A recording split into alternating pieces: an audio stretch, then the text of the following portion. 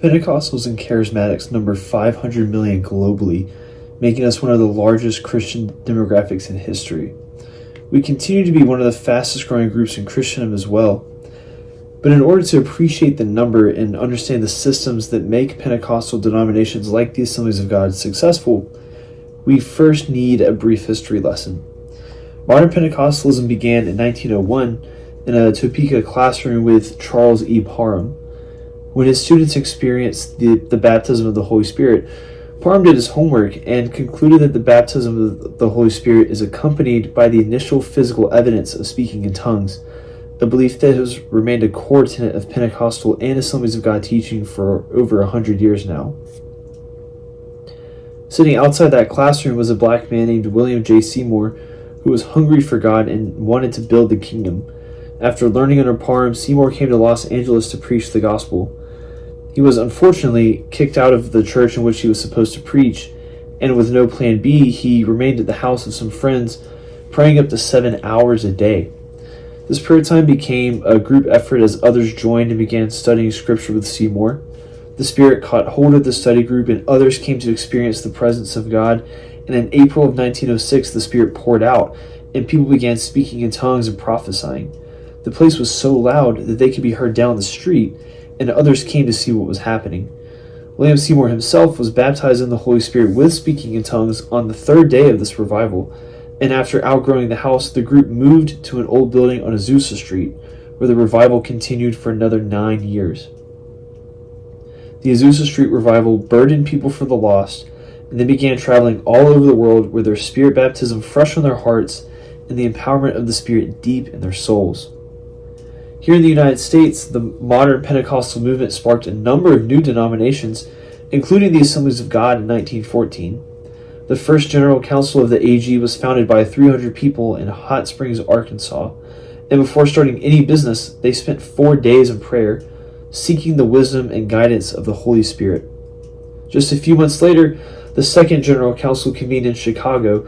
They moved the headquarters to St. Louis, Missouri. They expanded the executive presbytery team, and they established the Gospel Publishing House. But the most important part of the Second General Council, however, is the public and codified commitment of the Assemblies of God to become the greatest evangelistic movement the world has ever seen. Over a century later, the Assemblies of God is still one of the most missions mobilizing forces in the world, and a key feature of this denomination is the full commitment to Christ and his mission, which is to make disciples of all nations. With a number of initiatives under Assemblies of God World Missions, such as BGMC and Speed the Light, and a number of AG U.S. missions organizations such as Chi Alpha, Youth Alive, and Church Mobilization, the Assemblies of God is operating with a desperation to have more of Jesus and a desperation to make him known that is allowing the Holy Spirit to do mighty things through us. Dick Brogden said that the cardinal doctrine of the Assemblies of God can be summed up with the singular word, more, and that is certainly true. More of Jesus, more of the Spirit's outpouring, and more of people saying yes to go and preach leads to more souls being saved for the kingdom of God. An entire series of videos can be made on heroes who said yes to God and sought more. Heroes like H.C. Ball and Juan Lugo, Mark and Huldah Bentane, Cornelia James Robertson, David and Beth Grant, and Kiyoma Yumiyama, and I encourage you as the viewer to go read about them and countless others who have carried out the AG burden of being mission-minded. To change track slightly, these heroes in this denomination would be seriously hampered if there was no strong organization behind them. The average Assemblies of God church operates under a unique hybrid of these three church governance structures, somewhere in the middle between a Presbyterian model and a congregational model. The strength of this system is that it allows for a healthy pastor to lead with the support and accountability of a healthy board. To put it simply, an unhealthy board will result in an unhealthy church. Boards must combat the easy weaknesses of gossip, of triangulation, of passive-aggressive ways of communicating like text or email, and of unspoken expectations. We must be leaders who lead from the Word, people of good reputation, Spirit-filled.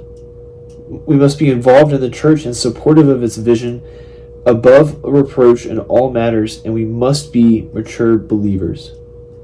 These are the key characteristics of a quality church board. Keeping these as the focus allows us to combat spiritual abuse. It allows us to build churches of all ethnicities and nations within our communities, and it allows us to be the generation that sees the Great Commission fulfilled in our lifetime.